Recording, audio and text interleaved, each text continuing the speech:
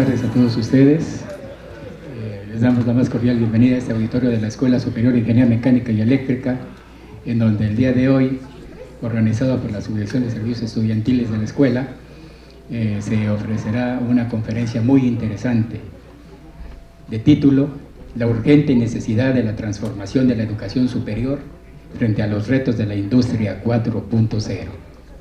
La imparte un destacado egresado de la escuela, el ingeniero Ricardo Medina Alarcón.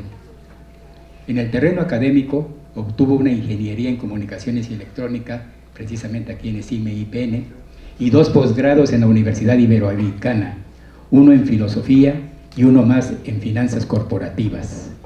Laboralmente acumula más de 27 años de experiencia colaborando en empresas como IBM, Telmex, Blackboard y Microsoft.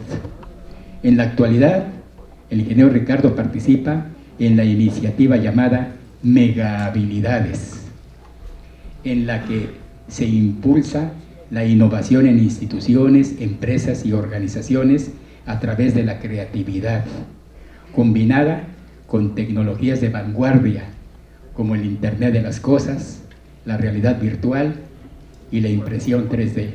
Así que vamos a darle un fuerte aplauso al ingeniero Ricardo. Se queda con ustedes.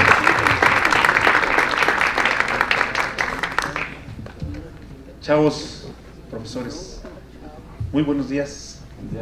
Hace 28 años me fui de esta casa y la vida me ha tratado re bien. Y me ha tocado trabajar en muchos lugares, me ha tocado dar, aunque suene difícil de creer, he dado más de 400 conferencias en todos estos años. Y si me preguntan cómo lo sé, una vez metí un proyecto al INADEM y me dijeron, no te creemos que hayas dado tantas conferencias, demuéstranos. Entonces empecé a escanear todos los diplomas que me dan cada que voy a dar una conferencia y eran casi 400. ¿Saben cuántas veces me ha tocado regresar a mi alma mater? 2 veces. Esta es la segunda. Dicen que nadie es profeta en su tierra, ¿no? Pero qué gusto que, de veras, me da mucho gusto venir a donde estuve 5 años cursando la carrera, hace ya muchos años. Y bueno, vamos a comenzar. Les quiero contar cosas interesantes, les quiero contar todo lo que está pasando en términos de una tendencia, un paradigma que se llama Industria 4.0 y que trae muchísimas preocupaciones en este respecto. ¿Qué estamos haciendo con el capital humano? ¿Qué estamos haciendo en las empresas? ¿Qué estamos haciendo como política pública? ¿Y qué estamos haciendo para formar a los estudiantes que van a incorporarse como profesionistas en esta nueva tendencia? De forma que, con mucho gusto, vamos a platicar de esta iniciativa. Yo siempre abro mis pláticas, chavos, haciendo una moción de reflexión.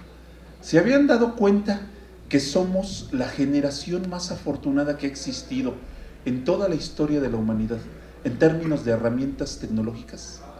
Nadie ha tenido lo que nosotros tenemos. Nadie. No vayamos tan lejos. Pensemos en la generación anterior. Piensen en sus papás. Imagínense que sus papás tenían que hacer un proyecto cuando tenían su edad. ¿Qué tecnología usaban sus papás? El fax, un teléfono que se... ¿Qué herramientas tecnológicas tienen ustedes hoy? No me cabe la menor duda que ustedes son los más afortunados en disponibilidad de herramientas tecnológicas. ¿Qué van a hacer con ello, chavos? No podemos seguir haciendo lo mismo que hacía la generación anterior, de la misma forma, porque tenemos herramientas que ellos no tuvieron. ¿Sí? ¿Se acuerdan lo que decía el tío del hombre araña? Que a grandes atributos, grandes responsabilidades. ¿Qué van a hacer con ello, chavos? Platiquemos un poquito de este tema. Les propongo 4 puntos. La tecnología evidentemente es una coyuntura, es un asunto que nos está llegando actualmente por la combinación de varios factores y vamos a hablar de estos factores y del impacto que está teniendo en nuestras vidas. No es una casualidad, hay un aspecto llamado innovación, que todo el mundo habla de innovación, todo el mundo está de acuerdo en innovar, pero que a lo mejor ahí es el punto donde no estamos siendo tan asertivos, en particular en México. Después vamos a ver qué rollo con la 4ª revolución industrial, cómo se presenta, qué plantea, por qué es importante, por qué no debemos de ignorarla y dónde tenemos que poner énfasis en particular. Y por supuesto, vamos a ver la evolución de la educación superior en este contexto. Y me refiero en lo general, y por supuesto también en cuanto a mi queridísima alma mater, y vamos a platicar de todo esto. El contexto tecnológico, chavos, nuestra vida ha cambiado. A lo mejor ustedes no lo perciben porque ustedes traen otro chip. Yo tengo 2 hijos, uno de 13 y uno de 11, y no hace mucho tiempo les enseñé los aparatos de sonido que teníamos hace mucho tiempo. No saben qué es un cassette, no saben qué hacer con un teléfono de disco. Imagínense, chavos. Ustedes, yo me imagino que se acuerdan vagamente de lo que representaba todo este tipo de asuntos, pero esto contrasta porque la tecnología ha cambiado notablemente nuestra vida personal. No ha pasado necesariamente lo mismo con las empresas. Las empresas no necesariamente han cambiado en la forma en la que nosotros transformamos nuestra vida, no han evolucionado en la misma proporción. Y no me refiero a las grandes empresas. Las grandes empresas, Ford, General Motors, etcétera, por supuesto que adoptan tecnología porque tienen para poder hacer este tipo de iniciativas.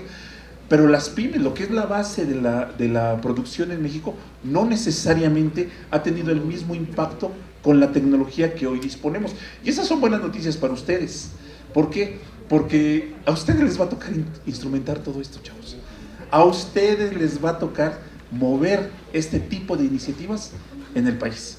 De forma que dicen los que saben que vienen 9 tecnologías en cuanto a la forma que se le dé a esta iniciativa de Industria 4.0, más una más, digo yo, que es blockchain. Y vamos a platicar un poco de todas estas. Esta gráfica me gusta mucho. Ayer teníamos una sesión, yo después trabajé 25 años en corporativos. Primero trabajé en Yusacell, el que fue padrino de nuestra generación hace 20 y tantos años, aquí en el CIME, nos contrató a toda la generación, a todos los que egresamos, porque necesitaban quien instalara los sistemas de celular. En aquel entonces no existían, y nos llevaron a todos a la ciudad de León, Guanajuato, porque estaban instalando los primeros sistemas de telefonía celular allá. ¿Y por qué nos contrataban recién egresados? Porque no había quien supiera de telefonía celular, daba igual, nos tenían que capacitar. Entonces contrataron a toda la gente y nos llevaban para allá. Y se los digo porque ayer tuve, después de 25 años de trabajar en corporativos, me decidí poner mi empresa, la cual se llama Megahabilidades, y ayer tuve una sesión con mi equipo y estábamos hablando de las expectativas reales de lo que es el blockchain, porque estamos definiendo qué queremos hacer hacia el futuro como grupo. Y hablábamos mucho de esta gráfica. Esta gráfica la propone una empresa que se llama Gartner. Y fundamentalmente lo que ellos dicen, esta data del 2018, dice que cuando sale una tecnología se generan expectativas enormes en cuanto al impacto que va a tener esta tecnología. Después como que se desinfla todo lo que realmente se puede hacer y ya después se estabiliza en un uso medio. Hablábamos de blockchain, hablábamos de impresión 4D, hablábamos de criptomonedas, hablábamos de este tipo de cosas y cómo van a irse perfilando al futuro de lo que nosotros queremos hacer como organización y de lo que esperamos que el mercado se conforme. Fíjense dónde va blockchain y es parte del asunto que nosotros queremos enfocarnos y ya estamos haciendo iniciativas de esta naturaleza. La impresión 4D va hacia arriba, todavía está sobreestimada el impacto que va a tener, pero el asunto, chavos, no se remite y no se circunscribe a un impacto económico, a un impacto tecnológico.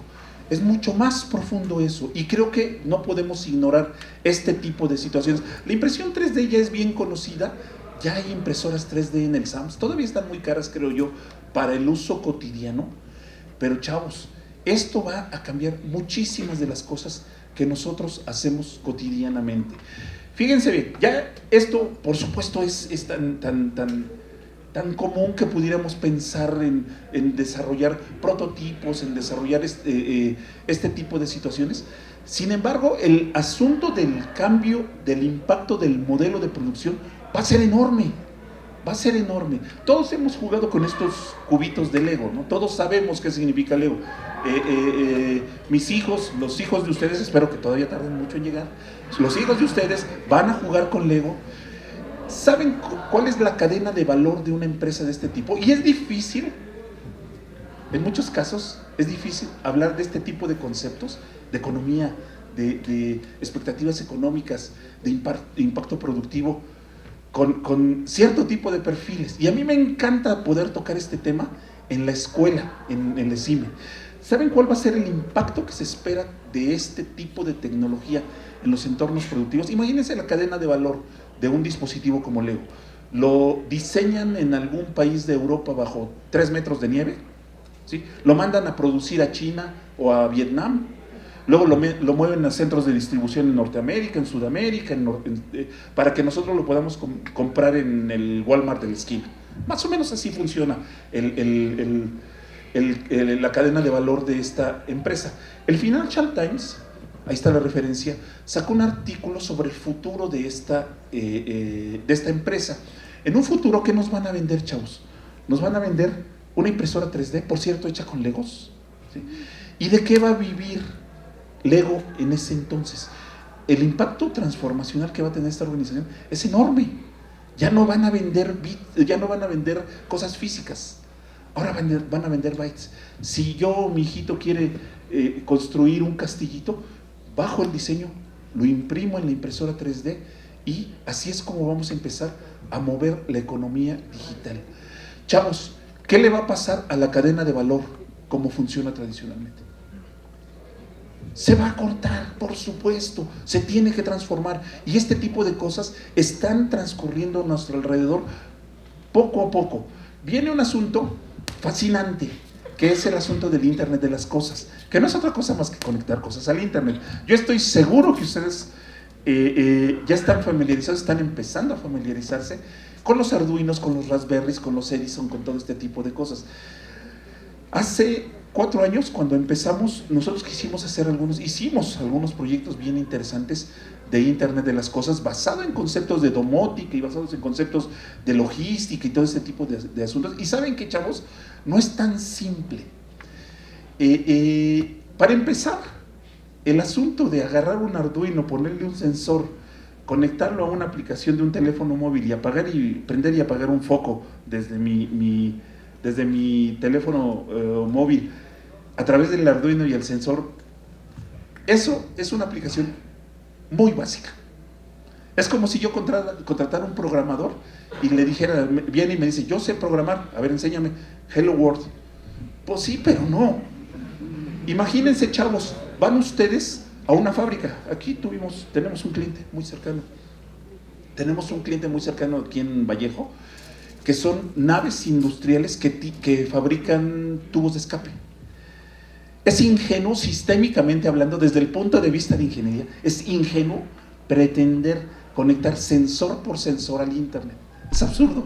Ponemos un hub, ¿sí? Tenemos que hacer arquitectura de sensores.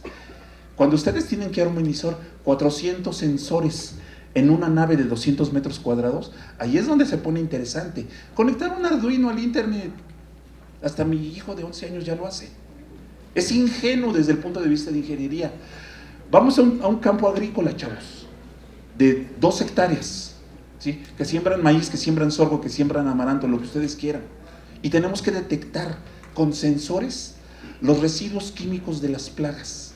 También es un reto interesantísimo hacer la ingeniería de cómo arquitecturar todo este tipo de situación. Entonces no es tan simple. Nos lanzamos nosotros haciendo proyectos de esta naturaleza hace 4 años, y hace 4 años, créanme, era una extravagancia hablar del Internet de las cosas. Y empezamos a ver varias etapas que teníamos que ir conformando para incorporar este tipo de proyectos. Para empezar, ¿quiénes manejan la parte de sensores, de cómo conectarlos, de los Cortex, los Galileos, todo este tipo de cosas? ¿Qué perfil contratarían ustedes? Por supuesto, los de comunicaciones y electrónica, para servirles, ¿sí? Y luego subimos la información a la nube y tenemos que hacer las interfaces. ¿Qué tipo de perfil contratarían? Por supuesto, programación web. Y luego tenemos que entregar la información a través de dispositivos móviles, ¿sí? ¿Qué tipo de profesional contrataría? Por supuesto, programadores de dispositivos móviles que tienen un perfil un tanto distinto. Armonizar, chavos, robóticos, mecatrónicos, electrónicos, de sistemas, no es tan trivial. No había en ese momento el concepto de un proyecto que tan masivamente pudiera abordarse, desde recopilar un dato a través de un sensor hasta entregarlo ya analizado y compilado en un dispositivo móvil. Digo, este tipo de cosas están emergiendo. No quiere decir que no tuviéramos la tecnología. Aquí ha habido quien me ha dicho, desde hace 20 años tenemos la tecnología. Sí, pero era carísimo. Era carísimo hacer ese tipo de cosas. Ahora ya es mucho más común. Entonces, chavos, la aplicación de un sensor donde podamos obtener valor es una puerta que va a abrir muchísimas cosas. Si ustedes creen que el futuro de la tecnología va a ser los videojuegos, no es los videojuegos, no es el e-commerce, no es ninguna de estas cosas. El Internet de las cosas va a ser la tendencia más grande en tecnología hacia el futuro. Y no podemos ignorarlo. Y luego viene algo que a mí me fascina. Ya tenemos los datos dentro de una base de datos y empiezan a acuñarse conceptos como el Big Data, que es un chorro de datos, muchos datos en una base de datos, ¿sí? Y lo importante del Big Data, por supuesto, no es la cantidad de información, sino el uso que le damos en este respecto. Solo el hecho de tener aplicaciones tan poderosas que agregan valor a las organizaciones. Fíjense, a mí me fascina la forma en la que las empresas como Amazon abordan este tipo de situaciones. Ustedes sabían, chavos, imagínense que viene el Super Bowl y se quieren comprar un jersey de los Patriotas, o de ¿cuál es el otro equipo? ¿Contra quién va? ¿Contra quién, perdón? Contra los Carneros, ¿sí? Ojalá que ganen los Carneros. Imagínense que se quieren comprar un jersey de los Carneros, chavos. Ustedes saben que si entran a Amazon, antes de que ustedes le den clic, su jersey ya va en camino. ¿Y saben qué? Es pura inferencia estadística a partir de la información que se tiene. Y a eso se le llama Big Data. ¿Cómo le hacemos, chavo? ¿Cómo puede ser posible que ustedes le dan clic a Amazon con un producto y les llega en la tarde de ese mismo día o les llega al día siguiente? No han comprado algo que lo piden hoy y les llega mañana. Bueno, está funcionando. ¿Por qué puede ser eso posible, chavos? Y es una simple inferencia estadística, pura estadística.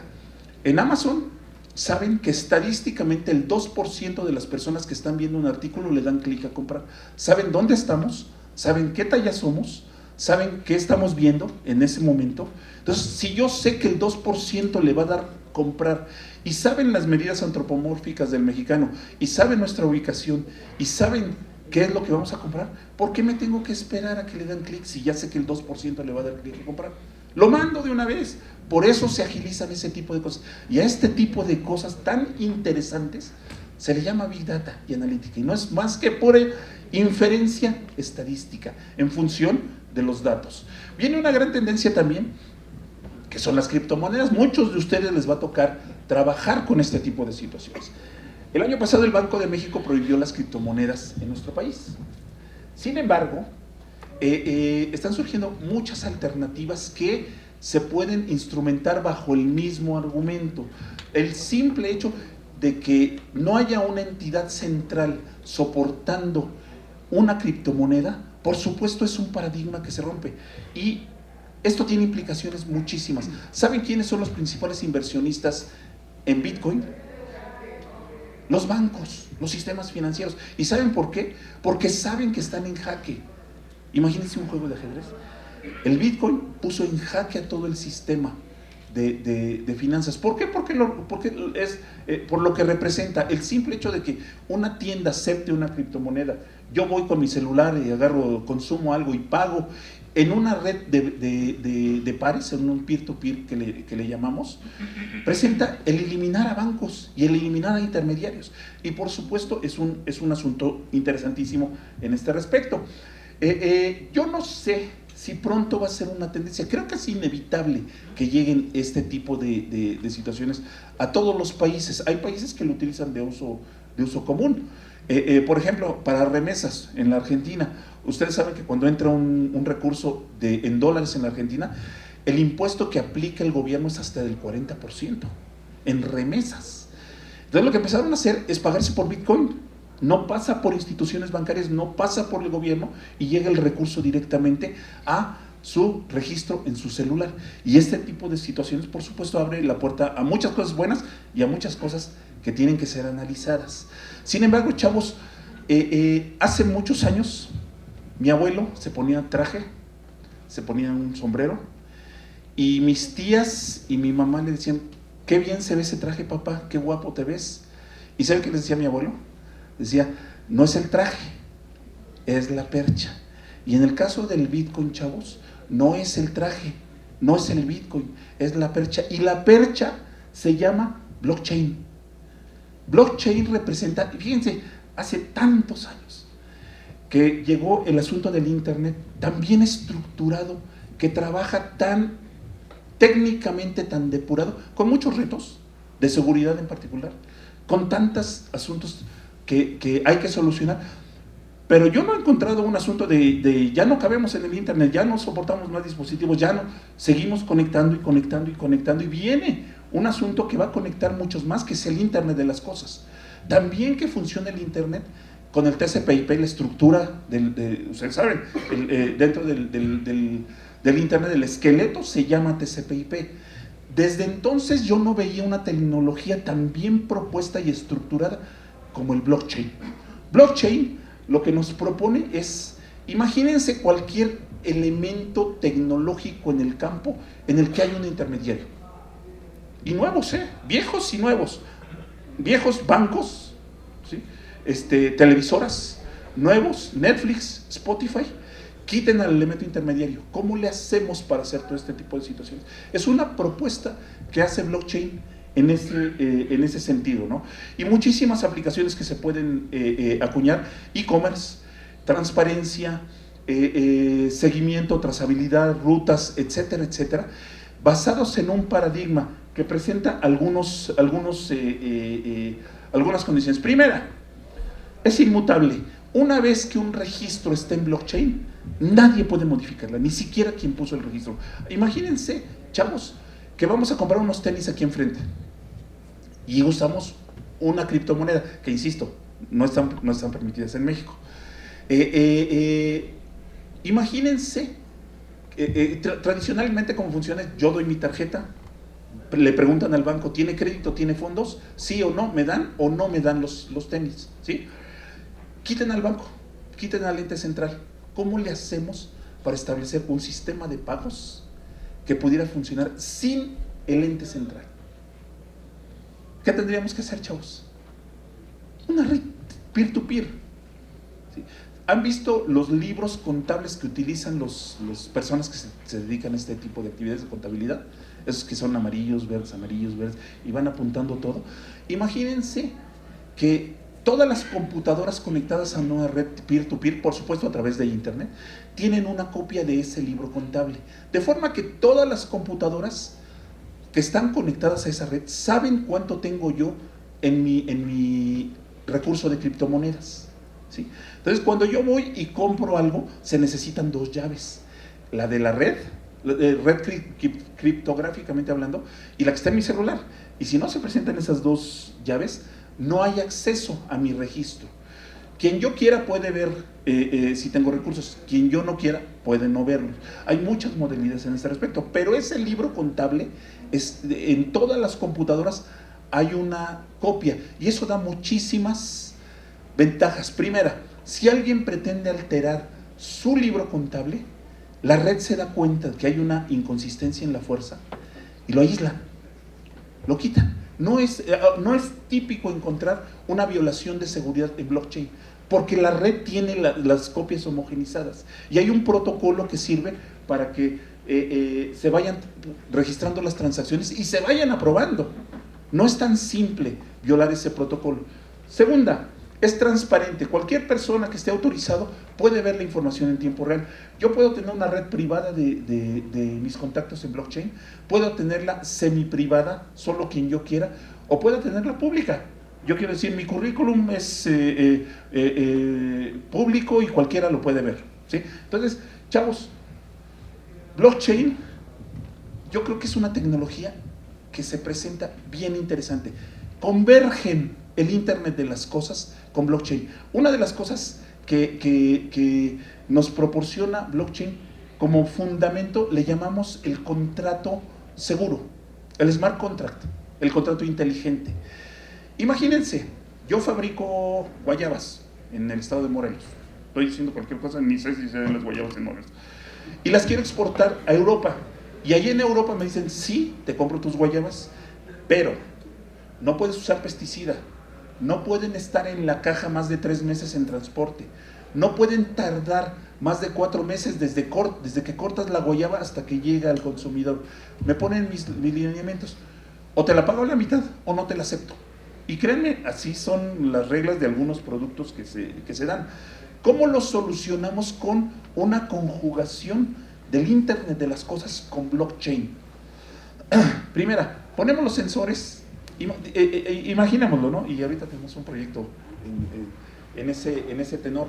Imaginemos que ponemos los sensores independientes del agricultor, por supuesto, en el campo para detectar si usó o no usó el plaguicida que no está autorizado por el... Y cuando se detecta ese plaguicida, el sensor va de chismoso con blockchain y registra la actividad. Y nadie la puede modificar. Nadie la puede modificar. Acuérdense de las bases de blockchain. Es inmutable. Nadie puede modificar lo que se registra. Se corta la guayaba y se registra la fecha. Se empaca y se puede registrar con sensores la temperatura, si se movió demasiado el producto, etcétera, etcétera. Podemos detectar cualquier variable física, casi cualquier variable física, con cualquier tipo de sensor. Estamos hablando de calor, de aceleración, de movimiento, de electricidad, de humedad, de casi cualquier variable física con un sensor, ¿sí? Entonces, todos estos elementos, cuando se embarca en Veracruz, cuando llega a España, cuando llega al consumidor, todos estos elementos se van sumando a la cadena de blockchain. Se llama contrato inteligente porque si se cumplen todas las variables establecidas entre las dos partes, te pago, o te pago parcialmente, o no te pago, ¿sí? Entonces, este tipo de situaciones pueden servir desde este enfoque. Mucha gente me dice, pues eso lo podemos hacer con una base de datos. ¿Para qué queremos blockchain? Hay una diferencia. La base de datos, un tercero la puede alterar. Blockchain, una vez que esté el dato en la red, nadie la puede alterar, ni siquiera quien supervisa la red. Entonces hay enfoques diferenciados, ¿no? Entonces viene la convergencia entre el Internet de las cosas y el blockchain y se abre un mundo maravilloso de muchísimas posibilidades que pueden ocurrir desde que produzcamos lo que ustedes quieran, desde la materia prima, el transporte, la transformación, la entrega a las cadenas de producción y suministro, la elaboración del producto, el empaquetamiento, cumplir con reglas de origen, con reglas de denominación de origen, se embarca, se vende, hasta que el producto entra al fin de su vida útil y lo desecha. Entonces, chavos, entra un esquema bien interesante en este sentido. Y esto va a ser muy bien utilizado para ejemplos y proyectos de reglas de origen y reglas de denominación de origen, que bueno, son cosas interesantísimas en este sentido, ¿no? De forma que esta sería la lámina que nos representara qué pasaría si, así como la tecnología ha afectado a nuestra vida cotidiana, cómo afectaría a una empresa. Sensores, drones, robots, Big Data, analítica, e-commerce, redes sociales, inteligencia artificial. ¿Cómo hacemos que esto modifique las reglas de operación de una empresa en términos de agregar valor para su eficiencia, para subir sus ingresos, para bajar sus costos? Eso es parte de lo que a ustedes les va a tocar en un futuro. Evidentemente, ese es el menú completo. Yo cuando voy a un restaurante no me como un menú completo, por mucho que quiera. Entonces, ustedes van a ir aprendiendo cuando regresen, que poco a poco se van a ir instalando este tipo de situaciones dentro de las organizaciones. Entonces, chavos, no les podía haber tocado un periodo mejor, más óptimo, para instrumentar iniciativas en su cadena profesional. Son muy afortunados. Sin embargo, el talón de Aquiles de esta queridísima nación, la innovación. Todos estamos de acuerdo en que tenemos que innovar. No hay foro en el que alguien diga no innovemos. ¿Sí? El asunto es que innovamos empíricamente. Yo tengo el gusto, el honor de que me invitan frecuentemente a ser jurado en eventos de innovación y dar pláticas de innovación y todo el asunto. Y siempre les pregunto algo que incomoda a las audiencias. Todos estamos de acuerdo en que tenemos que innovar. ¿Qué técnica de innovación manejamos, chavos? Innovamos empíricamente. A veces hacemos hackatones y hacemos eventos de esta naturaleza y le decimos a los chavos, trae tu idea, lo desarrollamos en un fin de semana y el lunes te vas a Silicon Valley a hacerte millonario. Por favor. ¿Sí? ¿Cuál creo yo que sería el camino adecuado? Primero, analiza y estudia una metodología de innovación, la que quieran, chavos, la que ustedes quieran, Design Thinking, Innovation Games, la que ustedes quieran. Ahora sí, trae tu idea en forma de innovación y empezamos a trabajar en ese sentido. Yo creo que el índice de bateo crecería muchísimo en cuanto a los esfuerzos que nosotros hacemos en este respecto. Y muchas veces me han preguntado por qué no surge el unicornio mexicano. ¿Por qué no? Hasta Argentina tiene unicornios. Nosotros no tenemos un unicornio. Un unicornio es aquella empresa que en un periodo de tiempo determinado llega a valer muchísimo en términos de los inversionistas, en términos de la bolsa, etcétera, etcétera. Iniciativas como Facebook, como Alibaba, Uber, Spotify, Twitter, Facebook, todas estas organizaciones de tecnología son organizaciones de base tecnológica, que no es lo mismo, ¿sí? Pero ¿cómo llegaron a acuñarse todas estas empresas, chavos? Les voy a poner un ejemplo. Xiaomi. Ustedes saben que Xiaomi fabrica celulares, ¿verdad? No, pues sí, pero no. Xiaomi es la segunda startup más valiosa del mundo, ¿sí? Y en este sentido, pues, si vemos que Xiaomi vale 45,000 millones de dólares, vale más que Sony, LG y Motorola juntos. ¿Cómo es posible que unos chamacos, unos fulanos, ponen una empresa que se llama Xiaomi hace 8 o 9 años y en ese periodo llegan a valer más que estas empresas? Yo trabajé para Microsoft 10 años. Me tocó cuando Microsoft compró la división de celulares de Nokia y yo fui responsable del desarrollo de aplicaciones de Windows Phone, de Windows 8 y de Windows 8 en aquel entonces. Microsoft pagó 7,200 millones de dólares por Nokia cuando lo compró, y Nokia, 10 años antes, representaba el 60% del mercado de celulares. De 10 personas que traían un celular en el mundo, 6 eran Nokia. ¿Cómo es posible que estos cuates en 8 o 9 años acuñen una empresa que valía 5 veces más que el líder de hace 10 años? ¿Qué están haciendo ellos, chavos? En un mercado tan competido. Ustedes saben, cuando hacen las proyecciones de ventas de Sony, de Alcatel y de todas estas empresas, ¿cuánto ponen sus objetivos? No crecen más de 1%, porque les cuesta mucho trabajo. Es un mercado muy competido. ¿Qué hicieron ellos para ser la segunda startup más valiosa del mundo? De hecho, se acaba de anunciar que Xiaomi va a abrir 40 y tantas tiendas como la Apple Store, pero Xiaomi. ¿Saben qué hicieron? Empezaron sí a basarse en el esquema del celular, pero la ganancia no está en el celular, está en las aplicaciones. Empezaron a hacer cosas de Internet de las cosas con los celulares hace años. Prender y apagar el aire acondicionado de tu casa, prender las luces y todo ese tipo de cosas. Era una propuesta interesante. Ahorita ya está Alexa y ya está otras propuestas, pero ellos empezaron con ese tipo de cosas. Y hace algunos meses, hace como un año, ahí está la referencia, su director general anunció que si su ganancia en su división de hardware superaba el 5%, le regresaban una lana a quien le haya comprado un teléfono Xiaomi. ¿Se imaginan a Samsung o a Apple haciendo esto? Entonces están haciendo cosas distintas, están haciendo cosas desfachatadas, y a mí me encanta el perfil de esta empresa. No siempre fue así, también tenemos casos en los que se tuvo la innovación y ejecutivamente no se decidió a proceder en este respecto. Y un caso histórico es Kodak. Ellos desarrollaron la primera cámara digital. ¿A qué industria pertenece Kodak, chavos? ¿Cuál es la industria? ¿Cuál es la industria de Kodak? Química. ¿Saben a qué se dedicaba Kodak? Nos vendían los químicos con los que revelábamos las fotografías. Es industria química. ¿Sí? Inventaron, fíjense, saltaron de la industria química a la industria de electrónica, inventaron la primera cámara digital. Sus directivos dijeron, no, somos reyes en este mercado, ¿para qué le bullimos? ¿Para qué hacemos olas? No la lancemos, vamos a hacer un estudio.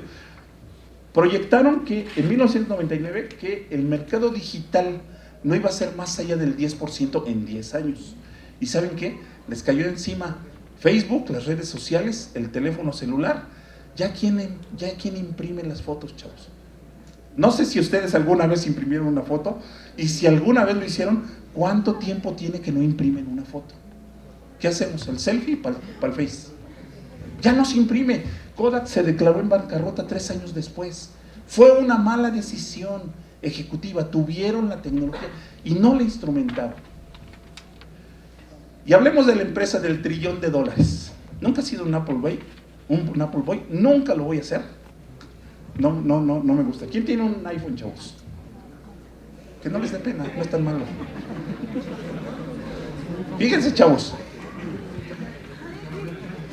Ahorita ustedes saben que Apple es una empresa que vende lo que varios países juntos en el planeta venden. El Producto Interno Bruto de varios países no necesariamente pueden llegar a equipararse a lo que vende Apple. Y saben que no siempre fue así. No siempre fue así. Llegaron a estar muy mal. Fíjense, desde el 80 hasta el 2000 hacían cosas más o menos bonitas, hacían cosas más o menos funcionales. Nunca salieron del 3 o 4% de share. Ya cuando llegaban al 4% echaban cohetes para arriba porque no funcionaba así Apple. Y digamos que hacían cosas relativamente buenas. Sus usuarios más parecían una secta que un grupo de usuarios. Todavía. Entonces, chavos, llega el 2000, y fíjense la transversalidad. Kodak irrumpió en el mercado de la electrónica, porque fue la electrónica el asunto de la invención de la cámara digital. Apple agarra e irrumpe con un producto que le llamaban el iPod. ¿Se acuerdan del iPod? ¿Sí? Ok. El iPod en su momento no fue ni el mejor, ni el más eficiente, ni el más barato, y fue el único que no se murió. Cuando se abrió el iPod, salió SanDisk, Kingston, Microsoft con su dispositivo de música móvil. Todos se murieron, menos el iPod. ¿Qué hizo el iPod para no morirse? Y no era el mejor, ni era el más barato, ni era el más eficiente tecnológicamente hablando, ni el de más capacidad. ¿Qué hizo el iPod para no morirse? Sacó algo que se llama iTunes. Y déjenme darles una pista, chavos. Cuando yo, en su edad, quería comprar una canción, tenía que comprar todo el disco. Aunque no me interesaran las otras 19 canciones, las tenía que pagar. Era una condición de mercado. ¿Sí? El mercado de la música vivía de patear a su usuario. Yo quería una canción y tenía que comprar todo el disco. ¿Sí? Llega el iTunes y nos presenta la primer posibilidad, de adquirir música digital en forma legal. Porque antes estaba Napster. ¿Sí? Pero bueno, después hablamos de esto. De repente, el patito feo de la industria, que había sido históricamente Apple, se convierte en el mayor vendedor de música en el mundo. Fíjense la transversalidad de industrias. De estar en el mercado de la computación, se vuelven el mayor vendedor de música en el mundo.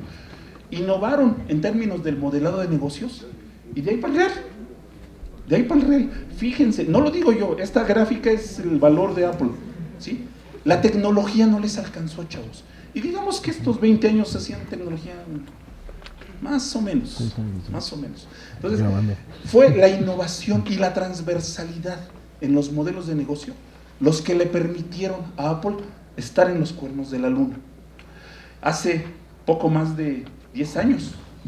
¿Cómo pasa el tiempo, chavos? ¿Quién estaba en los cuernos de la luna? Nokia. Forbes es la revista de negocios más importante del mundo.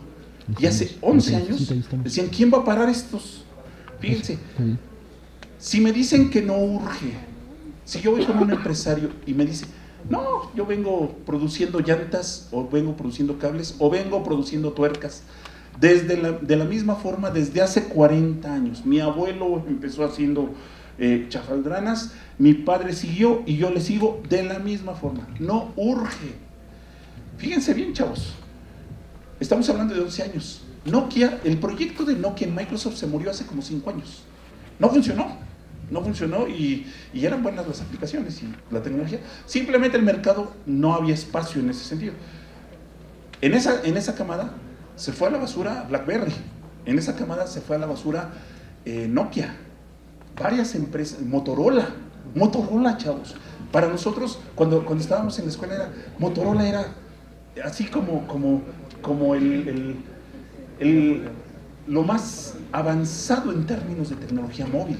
Y no estábamos hablando de celulares todavía. Entonces, chavos, no tomó 11 años para que Nokia se fuera a la basura. Tomó como 6 años de estar el 60% del mercado a nivel mundial a estar en el bote de basura de un funcionario de Microsoft. Agarraron y dijeron, no, esto no es negocio, a la basura. Así, hace como 5 años más o menos. Entonces, si no urge, no entiendo cuándo va a urgir. Si no urge modificar nuestras prácticas profesionales, no entiendo cuándo va a urgir. Si no urge incorporar nuevas carreras, no entiendo cuándo va a urgir. Vienen propuestas que ponen en consideración muchísimas de las cosas como las venimos haciendo. En los 80, chavos, cuando salió el internet, todo el mundo decía que el contenido era rey. Hoy por hoy, ni más. Su majestad es la innovación. Su majestad es la innovación. Y si no, pregúntenles a todos estos. Pregúntenles a todos estos. Todas estas empresas ahorita ahí están viendo cómo le hacen para sobrevivir marginalmente contra todo lo que representaban y todo lo que hacían. Viene una propuesta, y vamos a empezar a familiarizarnos con un concepto, chavos. Viene una propuesta de valor de una empresa como Netflix, que es bien común. ¿Saben quién está matando a Netflix? ¿Netflix a quién está matando? A las televisoras. Está modificando fuertemente la industria del cine, ¿sí? ¿Qué pasó con Blockbuster? El otro que pateaba a sus clientes. Ustedes, YouTube, ¿ustedes creen que Netflix y YouTube mataron a Blockbuster, chavos? Yo pienso que se tenía que morir de todos modos. ¿Y saben por qué? No puedes vivir de patear a tu cliente. ¿Saben cuál era la principal línea de negocio de Blockbuster? Las multas. No eran las rentas. Acuérdense, ya en domingo, calientitos en la camita a las 11 de la noche, y párate a dejar las películas. Si no, los multan. La principal línea de negocio de Blockbuster eran las multas, ¿sí? Y no puedes vivir de patear a tus clientes.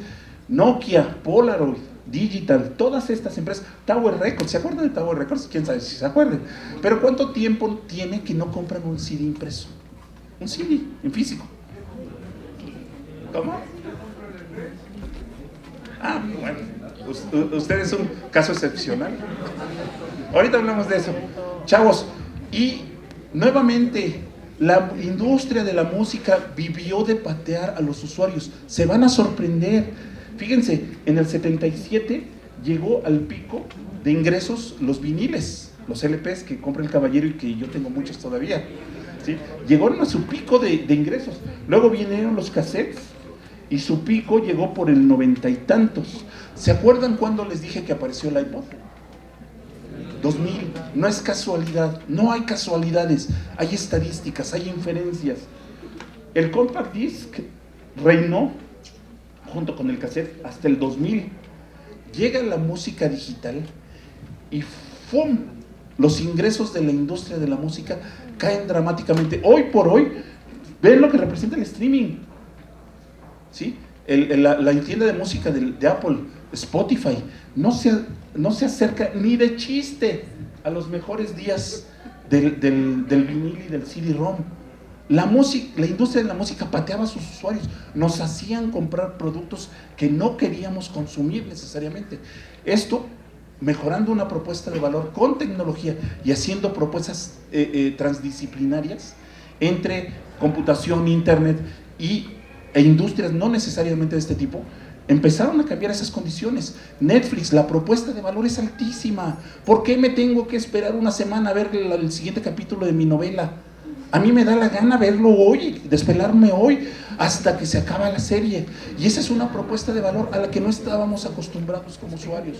Y ¡pum!, se ponen en jaque a las 2 televisoras, ¿sí? Entonces, chavos, empecemos a pensar qué estamos haciendo en este respecto. Hace algunas semanas llega el anuncio de la quiebra de Sears. Nuevamente, no hay coincidencias, chavos. No hay coincidencias. Esta lámina nos muestra cómo fue creciendo la acción de Amazon y cómo fue cayendo la acción de Sears. La gente cada vez más compra en línea. Y ese mismo día, un día anterior, me llegó un correo electrónico de Amazon. Yo compro mucho en Amazon. La verdad es que es muy barato y te lo entregan de volada. Me llega un correo electrónico y me decía, compra tu súper en Amazon, jabones, cubetas, cepillos. Digo, ¿a dónde están llegando estos cuates? ¿Qué es lo que están haciendo? Y comparen cómo va la acción de Walmart contra la de Sears, contra la de Amazon.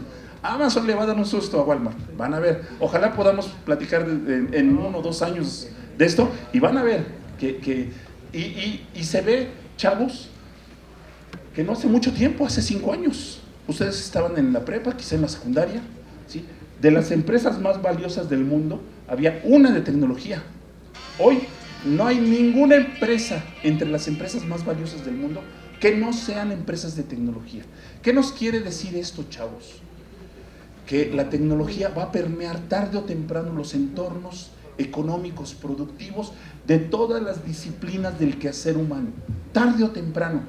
Y ahorita hablamos de sus implicaciones, pero no es circunstancial y no es gratuito. Según el World Economic Forum, que ahorita están en Davos,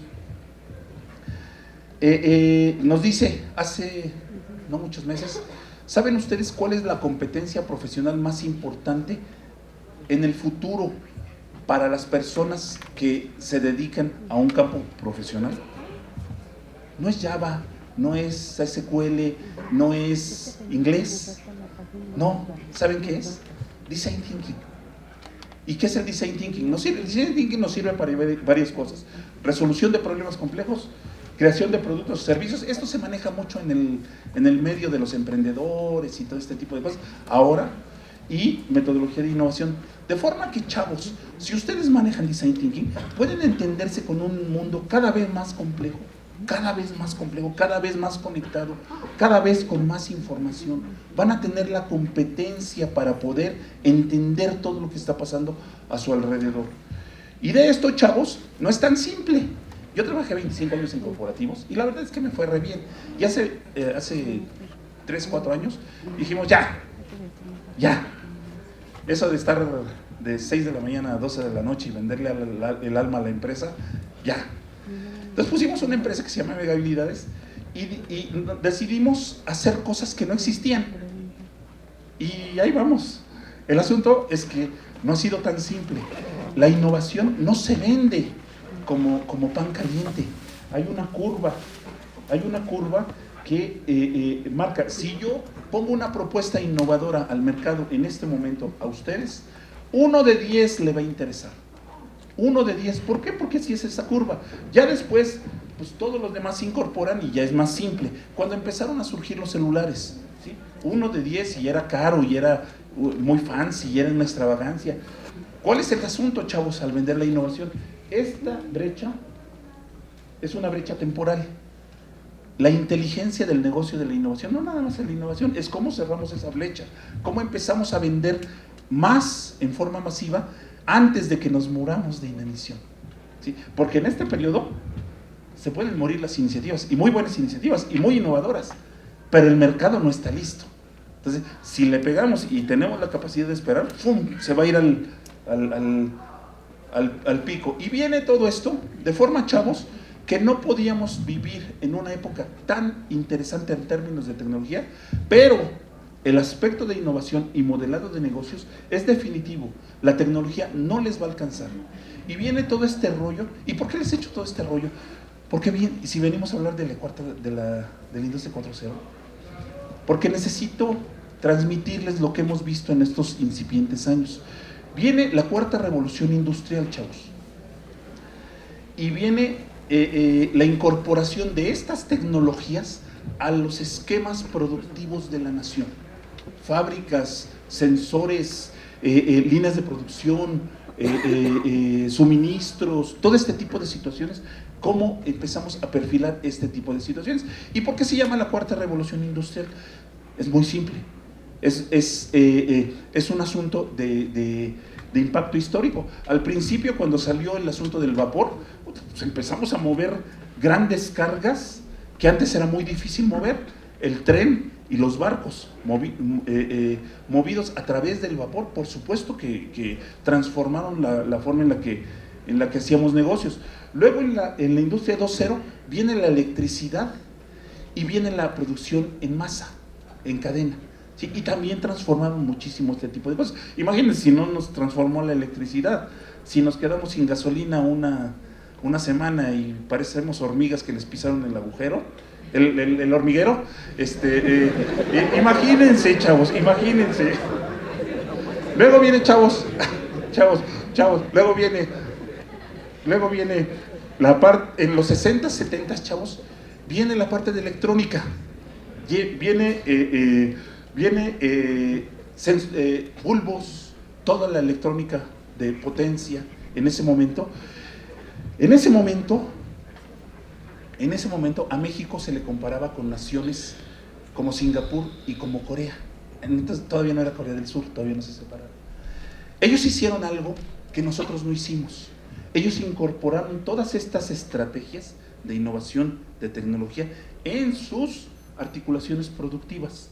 Nosotros no. Nosotros empezamos a vivir del petróleo y a vivir de la agricultura y a vivir de la mano de obra de nuestros paisanos que se van todavía al otro lado de la frontera.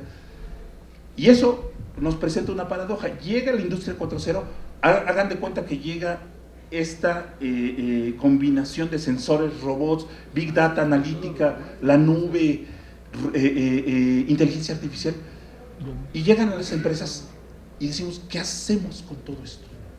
¿Qué hacemos con todo esto? Y puede haber una revancha, porque aquí necesitábamos producción de elementos que a lo mejor no necesariamente estábamos como país. Acá necesitamos sensores, necesitamos un chavo con una computadora que programe y una buena estrategia. A lo mejor hay una diferencia sensible en este respecto, de forma que llega toda la tecnología. ¿Cómo le hacemos para acercarnos a las empresas y empezar a proponerles la aplicación de todo esto dentro de sus procesos productivos? Déjenme mostrarles algo, y no es por espantarlos, pero a ustedes les va a tocar sacar el buey de la barranca. Esta es una gráfica económica. Vemos que nuestro país depende en gran medida del sector automotriz.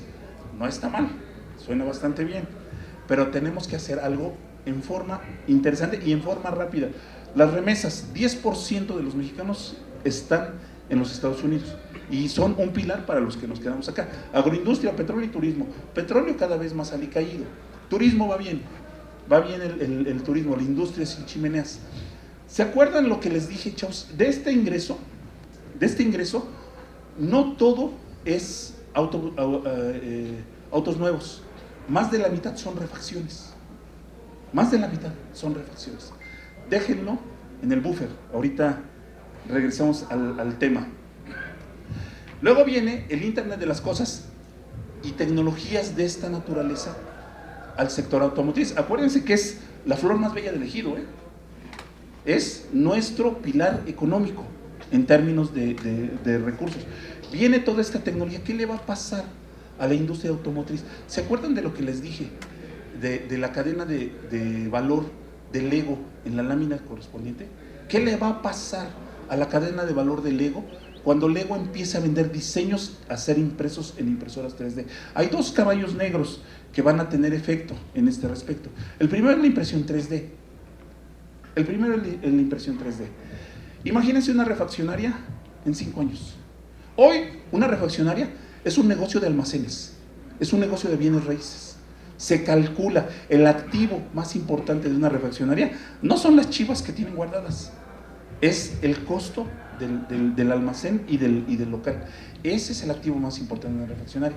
¿Qué va a pasar con una refaccionaria, con una impresora 3D?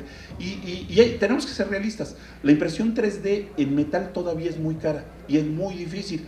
No hay muchas impresoras 3D de metal en México, pero polímeros, resina, azules, plásticos ya perfectamente se pueden imprimir en forma relativamente accesible con una impresora 3D. Se les rompe una calavera, hoy van a la refaccionaria y si no la tienen en stock la tienen que pedir. En 5 o 10 años van con una refaccionaria que es un cuarto blanco, una mesa, una computadora, una impresora 3D y nada más. Llegan, piden su calavera, 0 inventarios, ¿sí? Bajan el archivo, la imprimen. ¿Saben ustedes lo que representa contablemente y financieramente para una empresa 0 inventarios? La posibilidad de que que ustedes van y compran, lo impriman en ese momento. Digo, a lo mejor es un futuro que cada vez se acerca más. Agarran su calavera, la pulen y se las entregan. Ahí está tu calavera, impresa de un archivo digital. Segundo caballo negro, los autos eléctricos, ¿sí? Acuérdense cómo nos ponemos cuando nos falta gasolina. Y ya no podemos seguir contaminando el planeta, ya no podemos seguir contaminando el planeta, chavos. Yo si tuviera el recurso, pondría una empresa de reconversión de autos, porque no podemos desechar todos los cacharros que tenemos allá afuera. Agarra, llega un auto, le quito el motor de combustión interna, le pongo pilas y le pongo el motor eléctrico, el motor híbrido, y todo lo demás es funcional. Y yo sé que hay rollos adicionales, ¿no? La carga, ¿dónde lo vamos a cargar? No sé si aquí en el Politécnico ya hay centros de recarga de autos eléctricos o híbridos. Es algo que deberíamos de pensar y es una buena idea para emprender. Entonces, ¿qué le va a pasar, chavos, a la flor más bella del ejido de el ingreso internacional que llega a nuestro país? ¿Qué le va a pasar si el efecto transformacional de la tecnología tiene el impacto que se espera que tenga? ¿Sí? Es una de las cosas. Y no me malentiendan, la industria automotriz es muy buena. Un obrero que trabaja en la industria automotriz gana lo doble que cualquier otro obrero de cualquier otra industria. Gana muy bien y es muy bueno. Pero no nos quedemos ahí. El asunto es que esto evoluciona. Déjenme mostrarles unas láminas bien interesantes con autorización de mis colegas del Cluster Institute. En el cociente de productos de alta tecnología contra el Producto Interno Bruto, México es el tercer país a nivel internacional. Ahí les va de nuevo. En el cociente de productos, de producción de alta tecnología contra Producto Interno Bruto, México es el tercer país solo después de Alemania y de Corea del Sur. Eso suena muy bien, ¿no? Suena a todo dar. Qué orgullo ser mexicano. Es más, chavos, hace como 6 meses fui a dar una conferencia a Colombia y había gente de España, de Chile, de Brasil, de Panamá, etcétera, etcétera, y les mostré esta gráfica.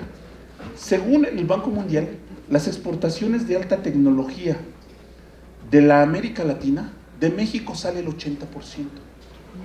Todo el 20% restante, Brasil, Colombia, Chile, Argentina, todos los demás, el 20%.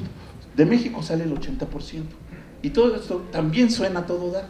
Y ahora viene, aterrizo y me encuentro con mi queridísimo país. Y digo, hay una inconsistencia, ¿no? ¿Por qué no vivimos como alemanes? ¿O por qué no vivimos como coreanos?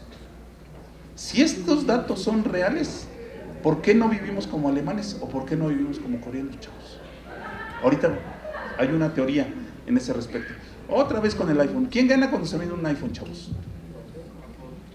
Evidentemente Apple, ¿no? ¿Dónde se produce el iPhone?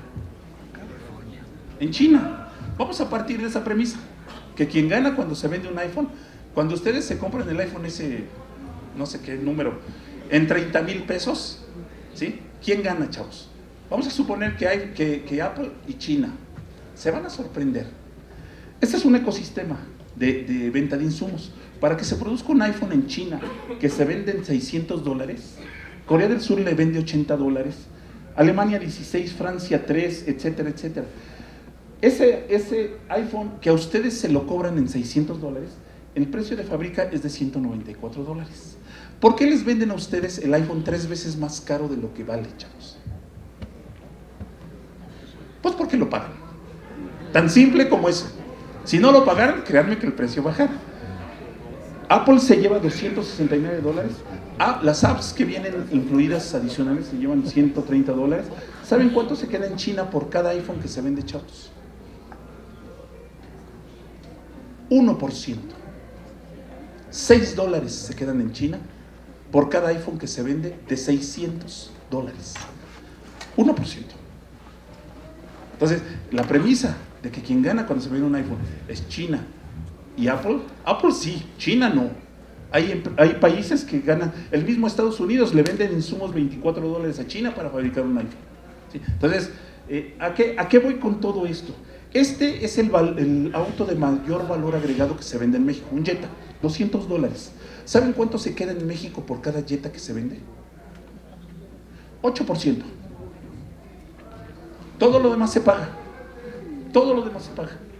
Nuevamente, no me malentiendan, es muy buena la industria automotriz, es muy buena la maquila. El asunto es que nos quedamos maquilando. Y era política pública, chavos, es política pública que se dio hace varios sexenios, se perfiló al país para ser el nodo maquilador del mundo. Y funcionó, somos un gran maquilador. La bronca es que renunciamos a innovar. Ese fue el problema.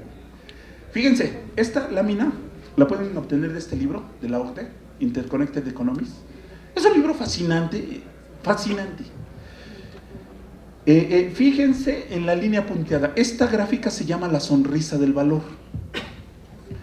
Fíjense en la línea punteada. Estamos hablando de la tercera revolución industrial, los años 60 y 70. Quien diseñaba no ganaba tanto más que los que producían. Quien ofrecía servicios no ganaban tanto más que los que producían.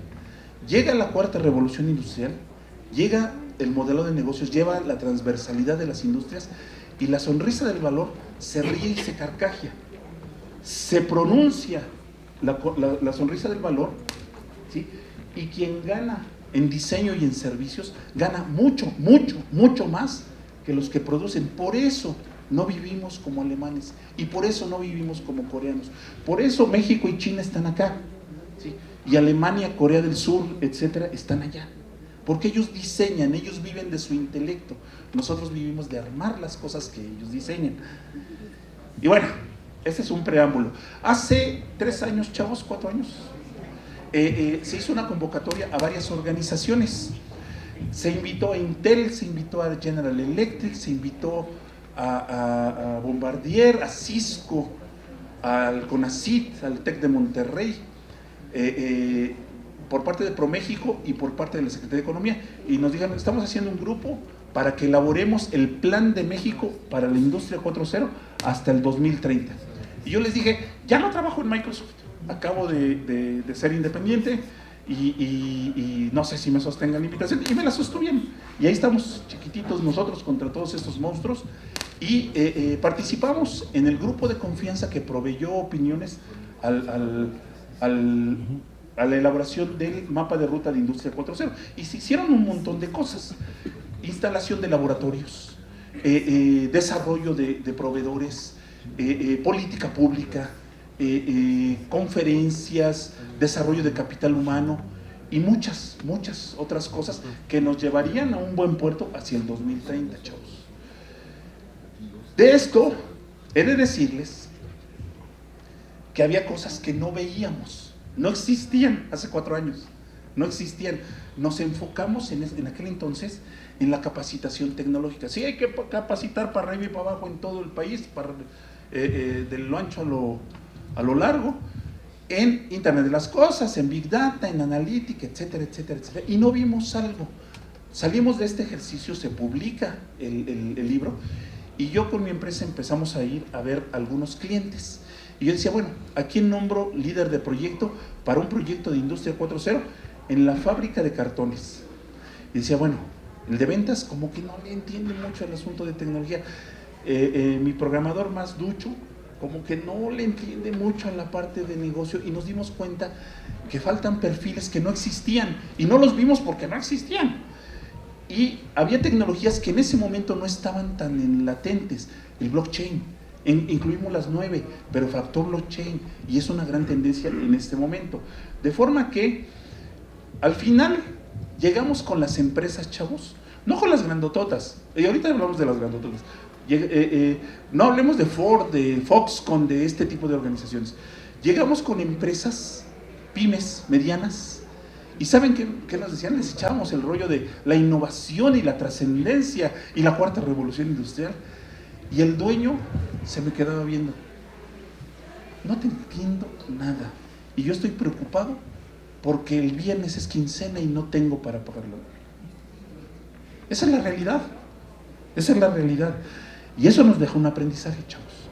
Cuando nos acercamos a una empresa para proponer, nosotros como tecnólogos, cuando nos acercamos a una empresa para proponer un esquema de Industria 4.0, a la empresa le importa o bajar los costos, o subir los ingresos, o hacer más eficiente, o ganar mercados. No hay otra razón. No se van a montar en la Industria 4.0 porque es el futuro y de eso depende el país. No, chavos. Está acá la razón, en las empresas. Las grandotas tienen su razón de ser, pero para una empresa mediana y pequeña en México no hay otra razón más que razones de ingresos. No van a ser innovadoras, no vas por decir que sí. Y empezamos a hacer proyectos de Industria 4.0. Llevamos 20 y tantos proyectos de Industria 4.0. La mayoría de ellos orientados a agroindustria, y ahorita les digo por qué.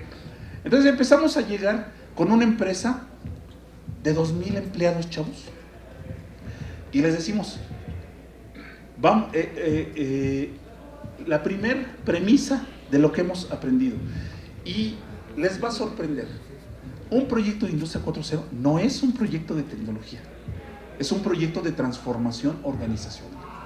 No es un proyecto de tecnología. Ustedes pueden instalar la tecnología y si la empresa no evoluciona, se va a quedar ahí la tecnología. Entonces les decíamos, ¿qué te duele? Préstame tu plan estratégico. Una empresa de 2,000 empleados. 2,000 empleados. 15 oficinas en la República. No, pues no tenemos un plan. Nomás vivimos así. Vendemos y producimos. Ok, ¿para dónde vas? ¿Qué quieres hacer? ¿Quieres internacionalizarte? ¿Quieres comprar a tu competencia? ¿Quieres ganar mercados? ¿Quieres diversificar? No, pues no sabemos. Bueno, no tenemos plan estratégico, no estamos acostumbrados. Pero algo sí, tienen prioridades, algo les duele, y de ahí nos agarramos. De ahí empezamos a tratar de hilar todo este asunto. Luego llega el modelo de madurez. El modelo de madurez es un ejercicio de honestidad. El modelo de madurez significa que... ¿cuánto tiempo tiene que ustedes no se hacen un análisis químico? De esos del laboratorio del Chopo. Eso es un modelo de madurez. ¿Sí? Si ustedes tienen altos los triglocitos y el colesterol y todo este tipo de cosas, en ese reporte les dicen, tu rango normal debe de estar entre este, y tú estás acá. Tiene que estar entre este, y tú estás acá. Ese ejercicio hay que hacerlo con la empresa. Yo llegué con una empresa, con una fábrica, con una empresa que comercializa gas aquí en la zona de Catepec, y nos dice, ¿qué nos vas a vender tú? Somos la empresa la gasera más moderna de América Latina. Ok, vamos a ver. Entramos y llegan los camiones y les dan un papelito. El vigilante le da el papelito. ¿Cuánto vas a comprar? No, que 5,000 pesos. Sí, ok, te dan un papelito. Vas, estaciona el señor, va con su bolsita de morralla a la tesorería, con su papelito que le dio el vigilante, le cobran, y en un Excel del cual están orgullosos, van apuntando cuánto van vendiendo, le cobran, entonces ya le sellan su papelito al señor, y el señor va a cargar el gas que pagó, ¿sí? Y todo lo llevan con un Excel. El dueño de la empresa se entera 2 días después cuánto vendió en cada una de sus plantas, porque ese Excel en la noche lo tratan de enviar por internet. Y como el internet es tan malo, se lo lleva la secretaria a su casa y desde su casa lo manda. Entonces llega a las oficinas centrales y tienen que agarrar los exceles y juntarlos. El dueño de la empresa se entera 2 días después cuánto vendió en sus planteles. Entonces, el modelo de madurez es un ejercicio de honestidad. Es decirle al cliente, a ver, no te puedo llevar a ser la gasera más innovadora del planeta, que está entre este rango y entre este rango, porque no tienes internet. Vamos a empezar primero poniendo internet, luego esta parte, y luego esta parte, y luego esta parte. Así es un modelo de madurez. ¿Dónde está la empresa y a dónde queremos llegar? En función de sus prioridades. Luego viene la tecnología. ¿Qué vamos a hacer? ¿Qué vamos a usar? ¿Qué vamos a proponer? ¿Sí? Si yo veo que la empresa vendió 25 millones de pesos en el año, ¿sí? Y les digo, no, lo que te soluciona la vida es un robot de 5 millones de dólares. Por favor, no va a tener para pagar un robot de 5 millones de dólares. Pero a lo mejor un sistema de sensores sí, a lo mejor un sistema de Big Data sí, a lo mejor un sistema de drones sí. Entonces hay que ver, hay que ponderar todo esto. La propuesta de valor y el modelado de negocios, ¿les suena familiar? ¿Se acuerdan que hemos estado hablando de la propuesta de valor de las organizaciones que tienen presencia en este sentido? Liderazgo y ejecución. Nos podemos cansar de hablar con el director de sistemas, con la de recursos humanos, con el de operaciones. El que toma la decisión es el director o el dueño de la empresa. Si no lo convencemos a él, va a ser mucho más difícil instrumentar un proyecto de este tipo. Procesos y operaciones. Un proyecto de Industria 4.0 es como jugar palillos chinos. ¿Se acuerdan de los palillos chinos? Se agarran, lo sueltan, jalan un palito y se mueven todos los demás. Cuando ustedes meten un sistema de esta naturaleza, tienen que capacitar, tienen que mover operaciones, tienen que mover procesos, tienen que mover un chorro de cosas en este sitio. Capacitación, cadenas de valor, seguridad, etcétera, etcétera. Y surge otro perfil que no conocíamos. Surge el perfil del consultor de Industria 4.0, ¿sí? El que aglutine y concentre toda esta filosofía de proyecto. Y viene el tema al cual nos convoca. ¿Qué tiene que ver todo este rollo con la evolución de la educación superior en vistas hacia este asunto?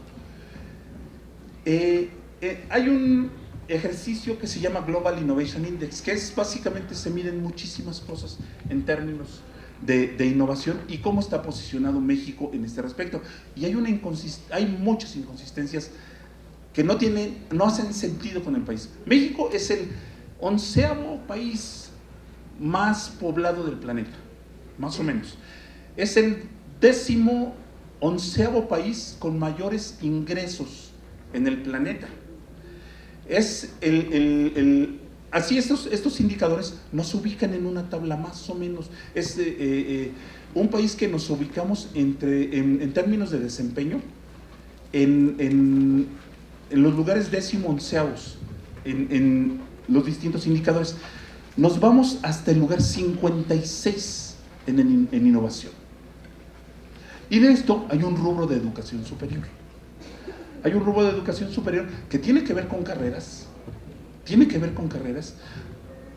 Hace 3 años propusimos la maestría en Internet de las Cosas. Y no puede ser la maestría de Administración de Sistemas y Tecnologías de Información. No puede ser, porque estos son administradores. El maestro de Internet de las Cosas diseña, presupuesta, arquitectura. Lo instrumentamos con la Universidad Autónoma del Estado de Hidalgo. Planes de estudio. ¿Qué tan simple es que hagamos este tipo de análisis para impactar los planes de estudio? Laboratorios. Lo voy a decir con el respeto y el cariño que me merece mi alma mater. Imagínense que alguien de ustedes, chavos, quiere hacer un proyecto que necesite un sensor de gas y una pieza producida por impresión 3D y un acceso a una instancia de Amazon de, no sé, de 1 tera. ¿Qué tan simple es para nosotros hacer ese tipo de cosas? Podemos hacerlo con una máquina virtual en la laptop, definitivamente. Pero el mundo real es muy distinto. Se los dejo en el tintero. Directivos, docentes, estudiantes. Los estudiantes, chavos. En alguna etapa de mi vida profesional, llevé las actividades de Microsoft Research aquí en México y hacíamos tours de reclutamiento. Y hagan de cuenta, venían mis compañeros de Estados Unidos y decían, tenemos 3 plazas de Microsoft Research para Estados Unidos, y les conseguían el green card y les daban la chamba allá en Estados Unidos. Y otras 5 plazas para Microsoft México. Entonces, como yo llevaba ese proyecto, me tocaba hacer el enlace con el Politécnico, con la UNAM, con el TEC de Monterrey, con la Universidad de Guadalajara, con la Autónoma de Nuevo León, con la UDLA. Entonces ahí íbamos a hacer un tour de una semana. ¿Y saben cómo se seleccionaban a los chavos? Primera, el gran filtro y la gran coladera, ¿sí? Evidentemente cuando decíamos vamos a estar en el Politécnico entrevistando chavos para que se vayan a Estados Unidos o para que entren, y las colonononononas. Ahorita no sé si todavía lo hace Microsoft, pero eran así las colononononas, chavos. El primer día, primer filtro, inglés. Dime en inglés por qué quieres entrar a Microsoft. Se reducía al 10%. Al 10% de los aspirantes. Segundo, eran posiciones tecnológicas, eran posiciones técnicas, ¿sí? Les poníamos un algoritmo en un pizarrón, en el lenguaje que quieras, no importa que sea Microsoft, no importa, en el lenguaje que quieras, resuelve ese algoritmo. Puedes usar PHP, Ruby, Python, Java, lo que tú quieras, C#, lo que tú quieras, resuelve ese algoritmo. ¿Qué estábamos probando, chavos? Capacidad analítica. No, ni siquiera el lenguaje de programación. No nos importaba si se sabían todos los comandos de Java. No era relevante, era capacidad analítica. Y algunos chavos nos decían, no, lo hice en Java. Y nos echaban un chorote así como si lo hubieran desarrollado en Fortran. Estamos probando capacidad analítica. Y ya, otro filtro. Y quedaban poquitos. Eran 8 plazas para 8 universidades. Pues era muy selectivo el asunto. ¿Saben cuál era la última prueba? ¿Y quién se decidía quién era y quién no? Les poníamos un argumento para que el chavo nos explicara, y teníamos que detectar palabras claves, cómo se incorporaría a un entorno. ¿Qué estábamos esperando? Capacidad de aprender y desaprender, capacidad de innovación, trabajo en equipo, comunicación. ¿Sí? Eso no saben cómo se aprecia en las organizaciones cuando una persona sabe administrar un proyecto. Yo recuerdo cuando trabajé en Telmex, tenía el mejor programador que me acuerdo de toda mi vida, y era una facha en lo profesional. Llegaba tarde, le valía gorro, teníamos junta con el cliente a las 10, llegaba a las 11, pero cuando se ponía a programar, era mejor que Lionel Messi. ¿Y saben qué? Lo toleré 6 meses. Prefiero a un jugador de media tabla que armonice con el equipo, que tenga otras competencias, y no a un cuate que no sabes cómo te va a reaccionar en cierta medida. ¿A qué voy con todo esto? Y nuevamente, con todo cariño, con todo respeto, con todo mi agradecimiento a las instituciones que me formaron, incluyendo esta. Yo terminé la ingeniería y tengo 2 posgrados, y nunca tuve una orientación de habilidades superiores.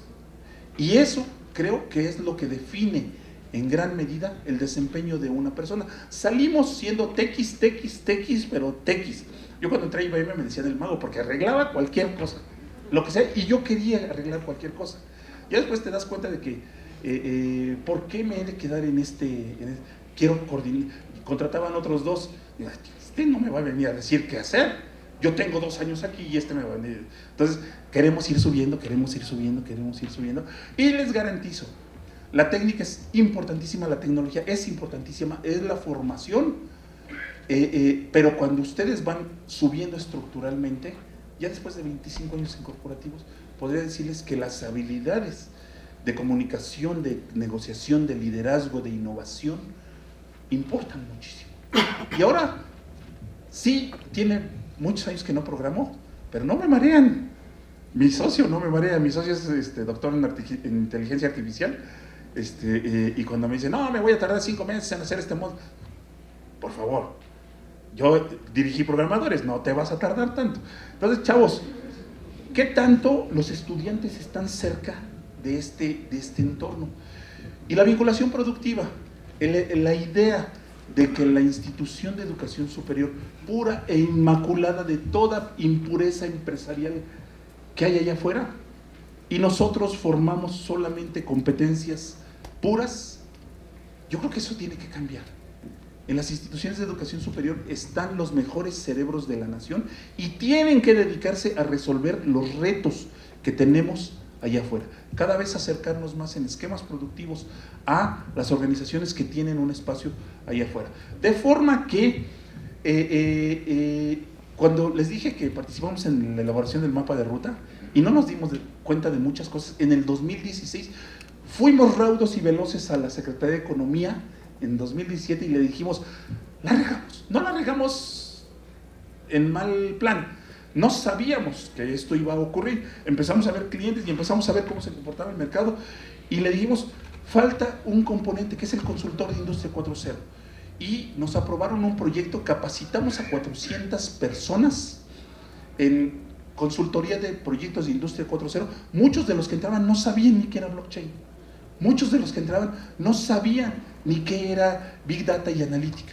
Y aquí, bueno, por supuesto el consultor tiene que saber, no dominar, pero sí saber cómo integrar a los especialistas en ese sentido.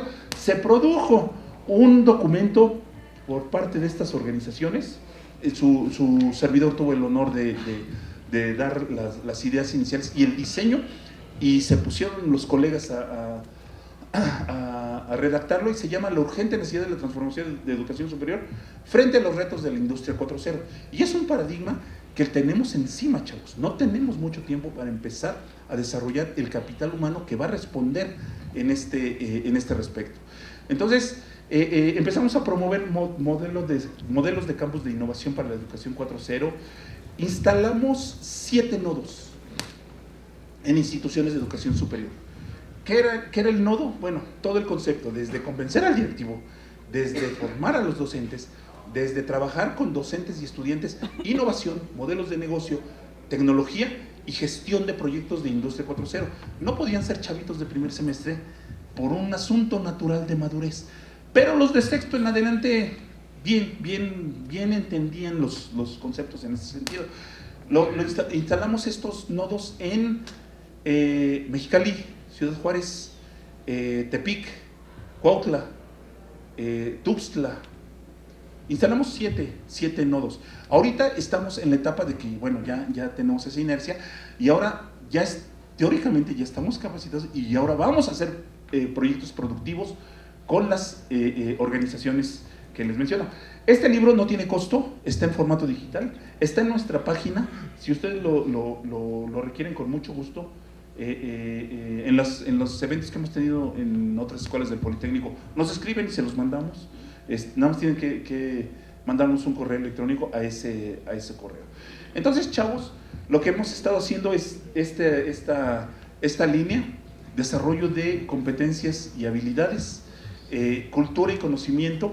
Cultura y conocimiento, ¿a qué nos referimos? ¿Cuántos de ustedes sabían que era Industria 4.0 antes de entrar a esto? ¿Qué es cultura y conocimiento? Esto es cultura y conocimiento. Reunirnos y contarles de todo este tipo de situaciones. E hicimos un diplomado subsidiado por la Secretaría de Economía que se llama Diseño y Consultoría y Arquitectura de Proyectos para la Industria 4.0. Dura 120 horas. Y tiene 4 módulos: Introducción a la Industria 4.0, Estrategias de Innovación y Modelado de Negocios, Arquitectura de Tecnologías 4.0 y Diseño y Consultoría de Proyectos para la Industria 4.0. Llevamos 400 personas capacitadas. Llega el fin del sexenio en 17 ciudades. Llega el fin del sexenio y la Secretaría de Economía no nos ha dicho qué rollo con este asunto y decidimos seguirle.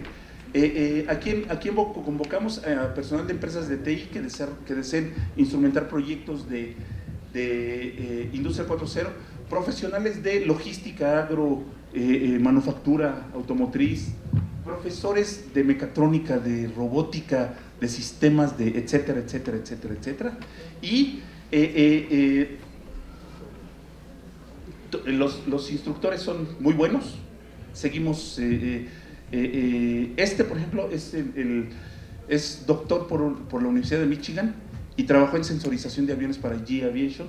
Este cuate del fondo dirigió Microsoft Research,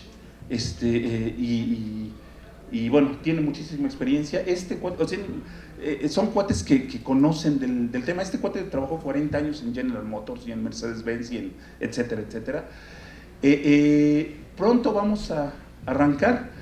El 25 de febrero está su gentil consideración. Tiene un costo de recuperación. ¿Ustedes saben cuánto cuesta el diplomado más barato en la UNAM, por ejemplo? Vale 70,000 pesos y es de ofimática. Nosotros quisimos acercarnos mucho más a la base productiva. Para estudiantes y profesores vale 20,000 pesos. Un instrumento de esta naturaleza me parece que es bastante accesible en 20,000 pesos y es lo que estamos promoviendo. En caso de que tengan interés en participar, con mucho gusto lo podemos canalizar a través de este correo. Y quisiera también compartir con ustedes, estamos contratando programadores, aprovechando el comercial. Estamos contratando programadores que desarrollen en C, en web, deseable, Android, iPhone, SQL, Windows Server, Scrum, Angular como framework de desarrollo. Se aprecian mucho las capacidades de autoaprendizaje, se aprecian mucho las capacidades de desaprendizaje. Si algo está mal, desapréndanlo y aprendan algo sobre esto. Es para un proyecto directamente relacionado con blockchain y con Internet de las cosas. No van a ir a hacer un sistema de una tecnología tradicional, son tecnologías emergentes y se trabaja en equipo. Puede ser medio tiempo y bueno, está a su gentil consideración. De forma que, qué gusto estar en el CIME, qué gusto regresar a casa, después de tanto tiempo que no venía a mi escuela. Pues muchísimas gracias, estoy a sus gentiles órdenes. Si tienen alguna pregunta, alguna duda, algún debate, polémica, sobre el iPhone o sobre cualquier otro tema. Sí, la dama.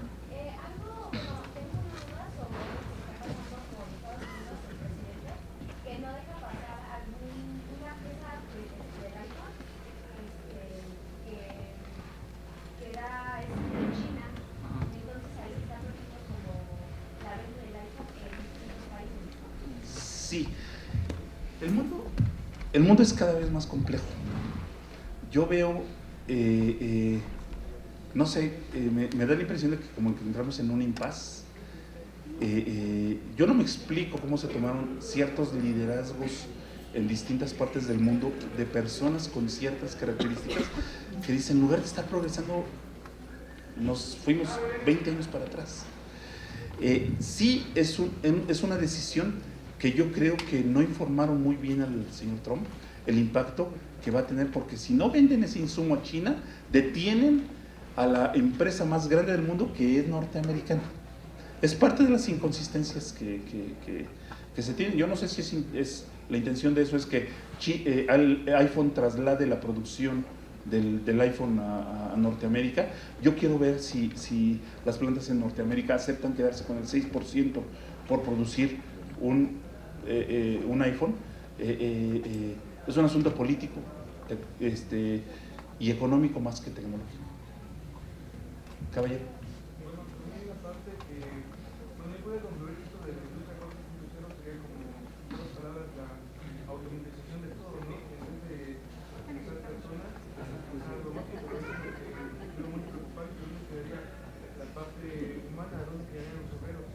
Sí.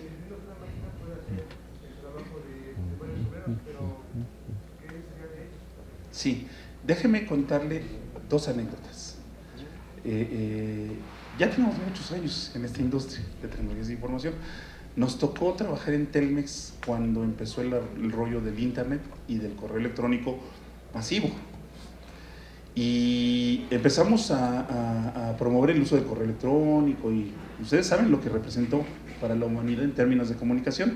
Iba yo por el eje central y había un una manifestación de los carteros que estaban parando el eje central y decían: quiten el correo electrónico, nosotros somos los únicos autorizados para mandar y llevar mensajes entre las personas.